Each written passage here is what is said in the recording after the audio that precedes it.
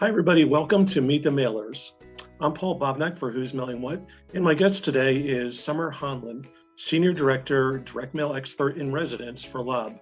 Before we get started, keep in mind that you can join our conversation by commenting below. Show your support by tapping the like button, and to get notified when we add new videos, click on the subscribe button. Now let's meet today's guest. Welcome, Summer. Thanks for coming in today. Happy to be here. Awesome. Well, why don't you introduce yourself and let our viewers know what it is you do for Lob and basically your origin story for Lob, direct marketing. Of course. Well, as you said, I am the Senior Director of Customer Success within Lob. I am also their first expert in residence. I'm very excited to be a part of that team. I have around 20 years of direct mail experience, starting in print buying, procurement, working with smaller agencies on the nonprofit side and galleries. I've transitioned into the client side and worked in that space, developing strategy and comms planning for catalog companies. I've worked in telecom and run acquisition direct mail departments. I've also led analytics and modeling teams and worked on the agency side for another telecom leading the client engagement team. So a little bit of everything, kind of like a 360 jack of all trades tour. Mm-hmm. And I'm so excited to be able to share that experience with Lob and of course our customers. Awesome. I mean, that sounds like such a well-grounded background and everything. Thank you. Yeah, that's awesome. And can you talk like a little bit about, we'll get into more details later, but a little bit about all the services that Lob provides? Sure. So Lob is an API-based platform, and it's the technology leader in driving quick to market, direct mail, trackable mail in home, and being able to leverage really an omni-channel approach across your DM, email, and SMS campaigns. So everything can arrive on time in your home with like a similar look and feel and really driving up your engagement and response rates. Mm-hmm. And in getting into more of the details, getting granular about your services, how can marketers benefit from using Trigger Direct Mail? So Trigger Direct Mail is what I like to call just basically smart marketing, because when you think about the way that the industry has gone over the last 5-10 years, you think about the advancements that have been made in technology and also in our ways of leveraging data. And a triggered campaign is basically a marketer's response to any type of customer action, whether it's visiting your webpage or maybe even a competitor's webpage. It's a customer who has maybe left your brand and you're reaching back out to them through a win-back program. And it's a really smart way to reach out to customers who have just taken an action and develop a personalized look and feel that will keep them top of mind and develop even stronger brand recognition and affinity. Mm-hmm. And talking about direct mail retargeting in general, are there some best practices that you discovered that work for retargeting customers? Yeah. So retargeting or win-back programs can be run a number of different ways. I've seen them run with just an acquisition champion, which is, in my opinion, a little bit lazy because you are reaching out to your past customers as if they're just a number, and those programs do not tend to work as well. I have some historical background in rebuilding win-back programs, and most recently rebuilt one for a pretty big telecom customer where they did use an acquisition champion. And they had a pretty low response rate, and they were spending quite a bit of investment on direct mail. And we completely restructured their program so that we could reach out to those customers on a one-to-one basis, reach out to them more quickly. We're able to get direct mail in their hands within 2 to 3 days of when they were calling to disconnect, and acknowledging the customer, acknowledging the reason why they left. If you know that, we've seen a lot of success with brands acknowledging, that they had a failing. We saw huge success with Domino's when they did that. Basically said, we know our pizza's not great. And telling customers that you miss them, that you have a special offer that is just for them, and making them feel important to your brand is essential for getting them to come back. Mm-hmm. Yeah, it's really getting like a full view of their past history. Mm-hmm. Mhm. Well, let's talk about personalization in automated direct mail. What are some good ways to personalize mail? And um, following that, how can marketers make sure that they have the best data to run these campaigns? So personalizing direct mail does not begin and end anymore with including someone's name. I think that Mhm. that's been the fallback for a lot of companies historically. Yep, still Uh, is, yeah. unfortunately, Uh, but for them. well, hopefully we break that trend. Mhm. And Exactly. some of the really easy ways to personalize your direct mail moving forward is working with technology partners like Lob that can do this for you, where you insert personalized URLs where you can track that customer's buy flow from beginning to end. Personalized QR codes. I think we all have become incredibly familiar with QR codes through Hmm. COVID and restaurant menus. I would say 2-3 years ago, people were not as savvy with QR codes, and now everyone just pulls out their phone and they know exactly what to do, Yep. and they expect to see QR codes. Personalizing your piece with an offer that is specifically for them, even including something like a lifestyle image that more closely resembles the demographic of the customer that you're reaching out to, or Hmm. includes if it's a triggered campaign based on going to someone's website or winning back a customer, you could include maybe a meal that they've ordered multiple times through your meal delivery service, or perhaps a cell phone that they were just shopping on a competitor's website for, and you have that data. Hmm. The possibilities are endless, and it's one of the reasons that I'm really excited to be at Lob, because it's a one-to-one creative and consumer relationship.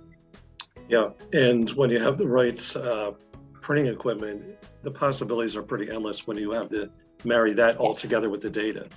Yeah, it's Yeah, becoming quite fun.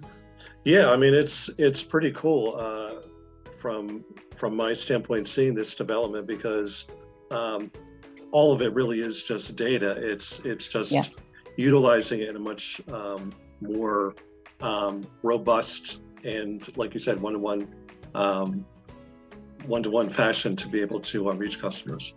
exactly. Hmm.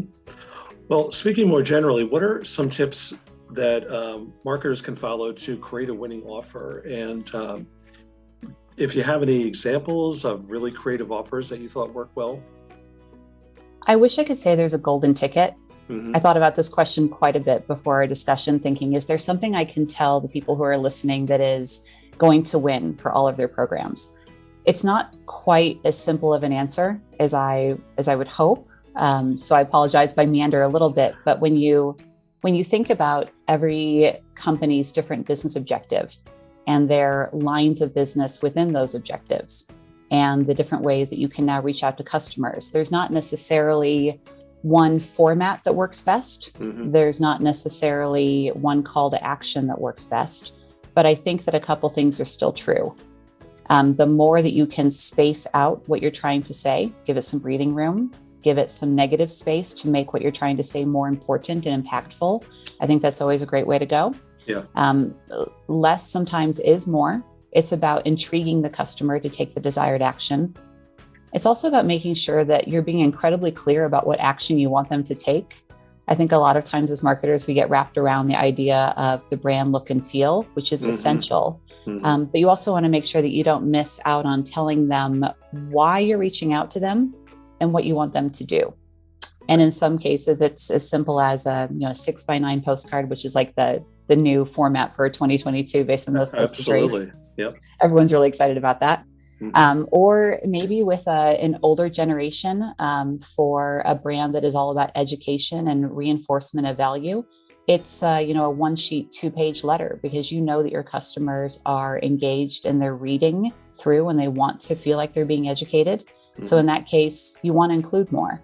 So I don't know that I can tell you exactly what everyone should be doing, except just make sure that you have a very clear objective when you set up your campaign, and you stick to that objective all the way through creation and data selection, because that will Hmm. get you the most bang for your buck. Hmm. Right. Well, I mean, there's the old Ed Mayer formula for success in direct mail, which is that the list or the data is 40% of it, which we know is huge, and Yes. even more so. And 40% is the offer and just being able to test a lot of different offers and seeing what works.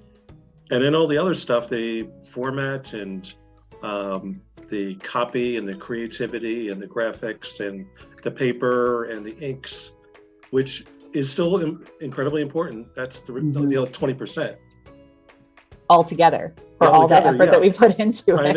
I know, but that's it's an excellent point to be made there. That that a lot of marketers are concentrated on all that stuff, but they fall down when it comes to using data in a smart way, which for a lot of reasons is more important than ever. Yes. Mm-hmm. Well, getting a little more into that. Great segue. A good segue into that is we know that mailers had 2 postage increases in 2021, and another one for 2022 is on the horizon, and looks like more on the horizon in years to come. So what are some ways that mailers can keep control of their costs?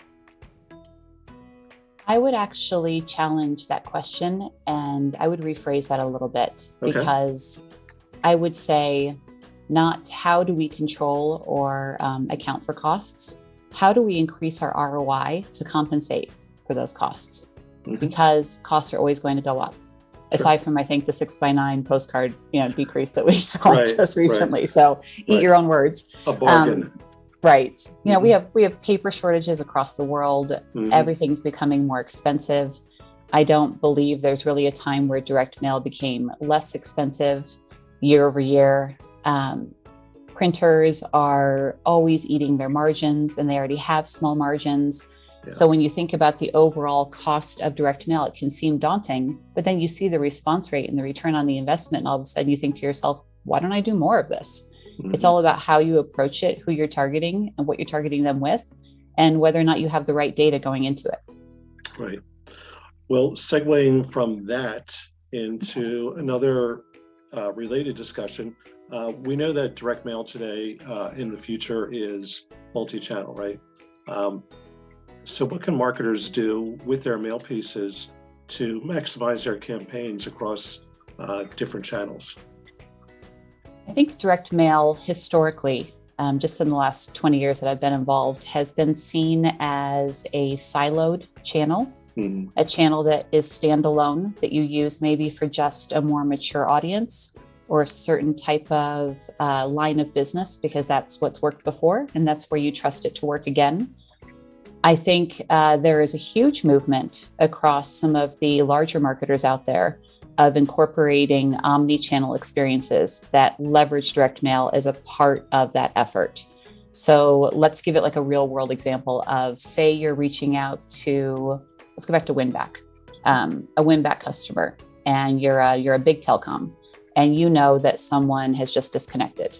The quickest way that you can reach out to them is an SMS or an email, something very targeted gets into their home. But what if you could then partner that with referencing a direct mail piece with a special offer that will arrive in that home within a 1 to 2 day time period after that, because you're able to track it through the system, because say you're using Lobs. Mm-hmm. There's also the opportunity when you think about setting up your campaigns to have everything actually arrive in the home, so to speak, either on the screen or in the mailbox on the same day, and reference one another or have special offers that piggyback off of one another, that have the similar look and feel, that have that brand consistency. It's not about throwing something up against the wall and hoping that it sticks. It's about reaching out with a multi-channel effort. And the way that you set that up is with smart data and smart campaign planning and thinking ahead and then watching it succeed. Mm-hmm. Yeah, absolutely. Couldn't agree more with that. Talking about direct mail in general, why do you think it works so well today? And what do you think the best value proposition is for marketers in choosing to campaign with direct mail? I'm going to go off on a little bit of a tangent here, I suspect, but I've been doing some research because I have a theory. Okay. Of course, focus group of one here. I hate doing that, but I tend to do it. Everybody is their own focus group. So not only through the pandemic, but I think just in the last couple of years, we are inundated with email. I think the average number of emails that a customer gets, or, you and I get, is over 100. Easily. We have how many different inboxes? Yeah. How many inboxes are valid to us, are valuable to us? How many have we just set up just because we want to get that 10% off of Bath and Body Works? Hopefully they're not watching this video. Right. How many times are you clicking delete without even reading the full subject line, just because you need to get through to something that you consider to be valuable in your day? You receive also, in addition to all of those emails, over 60 display advertisements.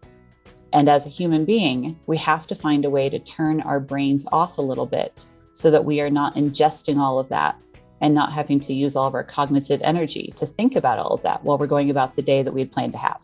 And, of course, best laid plans. Yeah. On the flip side, the average consumer receives, I think it's 2 to 4 direct mail pieces per day. Now, you'll see more than 2 to 4 in your mailbox if you don't check your mailbox every day, or if you have multiple residents in your home. It, of course, ebbs and flows. But those mail pieces stay in your home on average 17 days in the United States. That says something about maybe our lack of, cleaning up after ourselves and deciding what we want to keep and what we don't.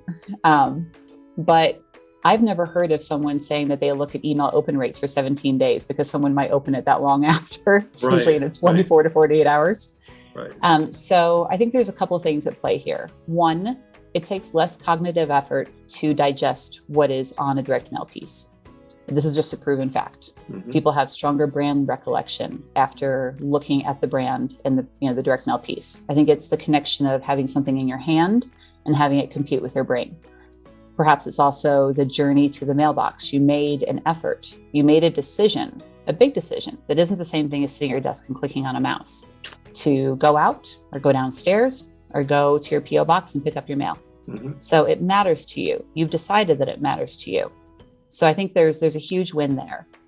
I also think that there is not necessarily a novelty. I don't know if that's the right word to use, but there is certainly a resurgence in response rates for millennials and really anyone from age like 19 to 35 with direct mail pieces. So when you isolate that response, you're seeing a lift in response rate. It isn't just the 45 to 54 group that traditionally responds very well to it any longer. Right. So I think that there's a couple things at play that work really well for direct mail right now. And it's one of the reasons that, and I'm going to need to check this stat, but I think it's 45% of marketers in 2020 increased their direct mail volume because it's working. Right. Completely agree. Yeah. I mean, I think anything that's physical media for a lot of generations and audiences, like you mentioned, with millennials and Gen Z, is they didn't really grow up as an analog generation. They didn't, with physical books or magazines or vinyl records, and all of those things have had a resurgence in the last few years because they're tactile. And and something else I just saw too when you were talking about it too as well, there's an effort involved in taking a book off of a shelf or pulling a magazine off of a magazine stand and buying it, or finding a vinyl record and pulling it out of its jacket and the sleeve and putting it on a record player.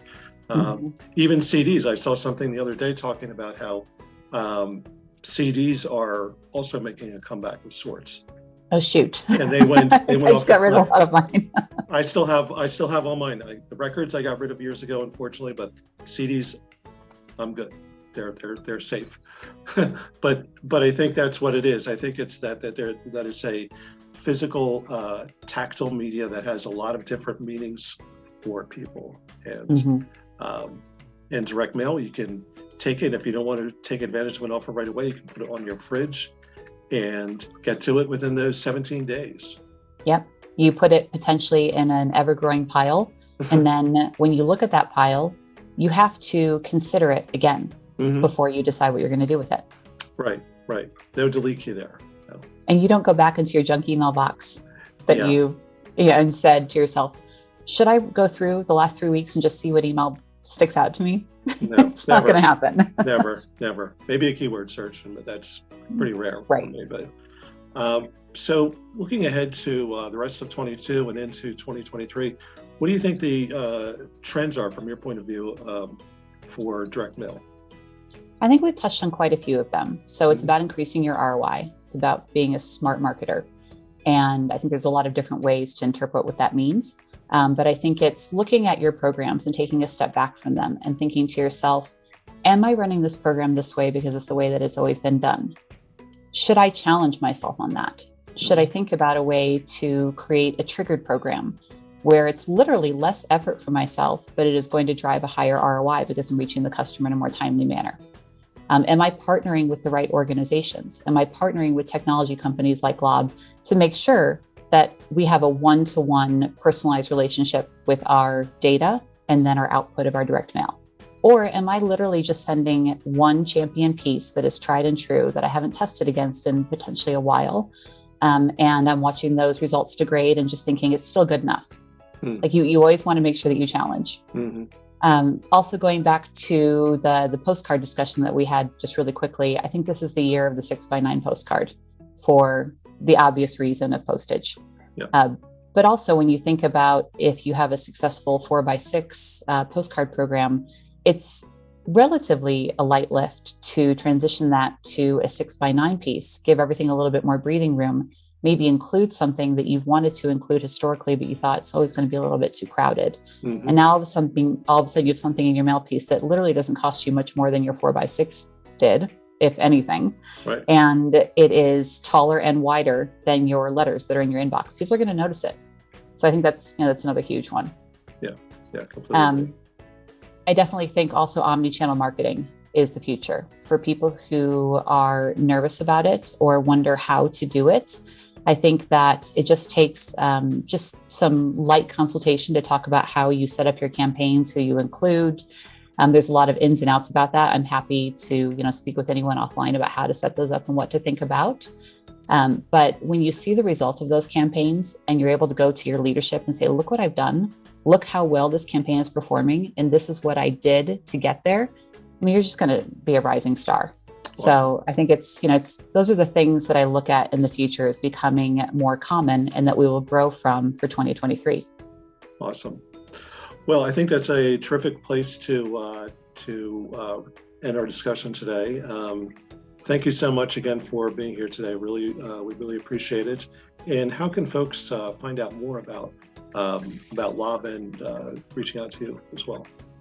So you can just go to lob.com, lob.com, and reach out to me via LinkedIn. And I think we'll have my contact information on there, but it's Summer Hahnlen, and there's not a lot of Summers out there. So it should be relatively easy to find me. And I'm happy to talk to anyone about what Lob does and how we can improve your program. Awesome. Well, thanks again for being here today. And thank you all out there for joining us today. Remember that you can join our conversation by commenting below, show your support by tapping the like button, and click on subscribe to be notified of new videos as they're added to our channel. If you're interested in being featured in a future Meet the Mailers, I want to hear from you. My contact info can be found in the paragraph below by tapping on the Show More button. Thanks for watching Meet the Mailers, and see you next time.